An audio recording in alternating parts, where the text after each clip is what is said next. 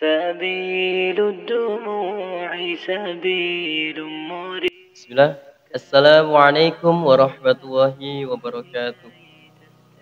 Alhamdulillahi wa kafa wassalatu wassalamu ala al-habibil mustafa wa ala alihi wa ashabihi ahli tuqa wal wafa. Subhanaka la ilma lana illa ma 'allamtana innaka antal alimul hakim. Qala rabbi shrah li sadri wa yassir li amri wahlul 'uqdatam min lisani yafqahu qawli. Amma ba'd. Bismillah teman-teman pemirsa Semua Debat TV yang saya hormati. Pertama dan yang paling utama senantiasa kita panjatkan puji syukur kehadirat Allah Subhanahu wa taala sehingga kita bisa memasuki bulan yang penuh keberkahan ini, yaitu bulan suci Ramadan pada tahun 1445 Hijriah. Kedua kalinya, tidak lupa kita senantiasa curahkan sholawat bermahkotakan salam kepada junjungan kita Nabi besar Nabi Muhammad Sallallahu Alaihi Wasallam, yang dimana kita nantikan syafaatnya di yaumul kiamah kelak.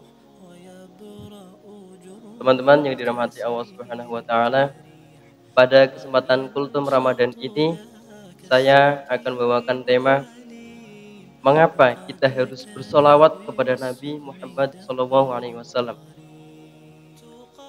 Teman-teman, kita pernah lihat di setiap majelis, di setiap kajian, pasti sebelum mengawali materi, diawali dulu dengan solawat. Mengapa solawat sangat ditekankan dimanapun kita berada, bahkan di setiap majelis tidak ada solawatnya, diawali dengan solawat, maka keberkahan maka keberkahan di majelis tersebut tidak ada. Nah, di sini saya akan memberikan 4 alasan kenapa kita harus bersolawat kepada baginda Nabi besar Muhammad SAW. Yang pertama, ini perintah langsung dari Allah Subhanahu wa taala. Dijelaskan dalam Quran surah Al-Ahzab ayat 56 yang berbunyi, A'udzu billahi minasy syaithanir rajim. Bismillahirrahmanirrahim. Innallaha wa malaikatahu yusholluna 'alan nabi. Ya ayyuhalladzina amanu shallu 'alaihi wa sallimu taslima. Yang artinya, sungguhnya Allah dan para malaikatnya bersolawat kepada Nabi. Ya ayyuhalladzina amanu shallu 'alaihi wa sallimu taslima. Wahai orang-orang beriman, bersolawatlah engkau untuk Nabi dan berikanlah salam penghormatan kepadanya. Nah, dalam Quran surah Al-Ahzab ayat 56 tersebut sudah sangat dijelaskan, bahkan ini perintah langsung dari Allah Subhanahu wa taala kepada seluruh umat. Salawat untuk Nabi adalah sebuah penekanan, karena ini perintah langsung dari Allah Subhanahu wa taala. Allah Subhanahu wa taala dan para malaikat bersalawat kepada Nabi. Mengapa dengan kita yang hanya hamba, tidak bisa apa-apa, kita masih sombong untuk enggan bersalawat kepada Nabi Muhammad SAW? Kita sangat di bawah derajatnya, sangat jauh derajatnya. Para malaikat yang tidak pernah melakukan kesalahan, mereka bersolawat kepada Nabi. Sedangkan kita yang setiap harinya melakukan maksiat kepada Allah Subhanahu wa taala, mengapa kita tidak mau bersolawat kepada Nabi SAW? Jadi yang pertama itu sebagai perintah langsung dari Allah Subhanahu wa taala. Alasan yang kedua, mengapa kita harus bersolawat kepada Nabi Muhammad SAW? Karena ini adalah bentuk mensyukuri, bentuk terima kasih kita kepada Nabi SAW, kepada Nabi Muhammad SAW, sebagai Nabi junjungan kita, sebagai Rasul yang diutus langsung Allah Subhanahu wa taala untuk seluruh umat. Kita sebagai umatnya tentulah kita berterima kasih kepada beliau dengan perantara sholawat ini, mendoakan beliau. Nabi Muhammad SAW adalah utusan langsung dari Allah Subhanahu wa taala yang dimana membawa risalah Islamiah ini. Jika tidak ada beliau, kita pasti tidak akan bisa menikmati agama Islam ini yang penuh dengan keberkahan.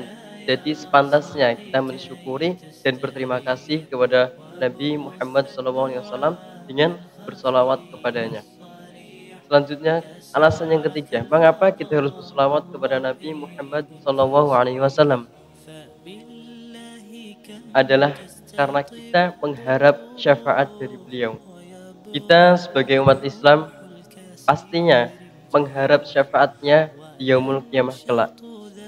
Karena hanya dengan syafaat beliau kita bisa dihindarkan dari siksa api neraka dan insya Allah masuk ke dalam surganya Allah Subhanahu wa taala bersama Nabi Muhammad sallallahu alaihi wasallam. Kemudian yang keempat, mengapa kita harus bersolawat kepada Nabi adalah karena dengan bersolawat kepada Nabi diampuni dosa kita, mendapatkan rahmat dari Allah Subhanahu wa taala dan kasih sayang dari Allah Subhanahu wa taala. Dijelaskan dalam hadis Rasulullah Shallallahu alaihi wasallam bersabda,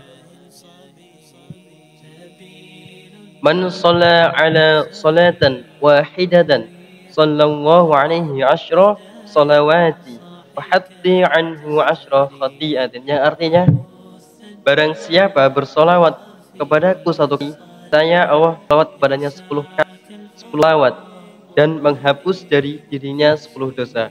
Hadis riwayat Ahmad. Nah, begitu beruntungnya kita sebagai umat Nabi Muhammad SAW, hanya dengan bersolawat sekali kita langsung mendapatkan solawat 10 kali langsung dari Allah Subhanahu wa taala. Tidak hanya solawat, kita mendapatkan rahmat, mendapatkan diangkat derajat kita dan diampuni 10 dosa kita.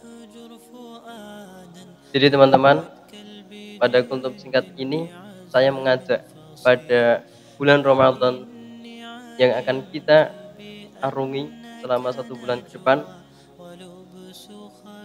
kita senantiasa untuk bersolawat kepada beliau, kepada Nabi kita, baginda Rasulullah Muhammad SAW. Karena dengan solawat kita bisa insya Allah diberi syafaat, diampuni dosa, dan mendapatkan rahmat Allah Subhanahu wa taala. Kemudian pertanyaannya, apakah hanya dengan bersolawat kita bisa mendapatkan ampunan, syafaat dari Nabi Muhammad SAW? Tentu jawabannya tidak. Mengapa demikian? Pasti jawabannya tidak. Tapi harus dibarengi dengan ittiba kepada Nabi Muhammad SAW sebagai suri tauladan kita dalam menjalani kehidupan sehari-hari. Ittiba di sini maksudnya adalah mencontoh perilaku Nabi, apa yang diajarkan beliau, apa yang diperintahkan beliau dalam hukum Islam ini, kita taati dan kita tiru perilaku keseharian Nabi di kehidupan sehari-hari. Karena ini sudah dijelaskan dalam Quran surah Ali Imran ayat 31 yang berbunyi, "Qul in kuntum tuhibbunallah fattabi'uni yuhibbukumullah wa yaghfir lakum dzunubakum wallahu ghafurur rahim." Yang artinya, jika kamu benar-benar mencintai Allah, ikutilah aku Muhammad. Niscaya Allah mengasihi dan mengampuni dosa-dosamu. Allah Maha Pengampun lagi Maha Penyayang. Quran surah Ali Imran ayat 31. Jadi kesimpulannya teman-teman, tidak hanya kita bersolawat, tidak hanya dengan solawat kita bisa mendapatkan syafaat, mendapatkan ampunan dan rahmat dari Allah Subhanahu wa taala, akan tapi juga kita harus berittiba kepada Nabi, mencontoh perilakunya, dan Nabi kita selalu jadikan contoh untuk sebagai pedoman dalam mengarungi kehidupan kita di dunia ini. Semoga dalam menjalani kehidupan ini kita bisa mencontoh kehidupan sehari-hari beliau dan menerapkan dalam kehidupan sehari-hari kita. Amin ya rabbal alamin. Mungkin ini kultum singkat pada Ramadan kali ini. Semoga bermanfaat. Ada kurangnya itu datangnya murni dari saya, dan ada kelebihan atau haknya itu murni datangnya dari Allah Subhanahu wa taala. Sekian, terima kasih. Fastabiqul khairat, ihdinas siratal mustaqim. Wassalamualaikum warahmatullahi wabarakatuh.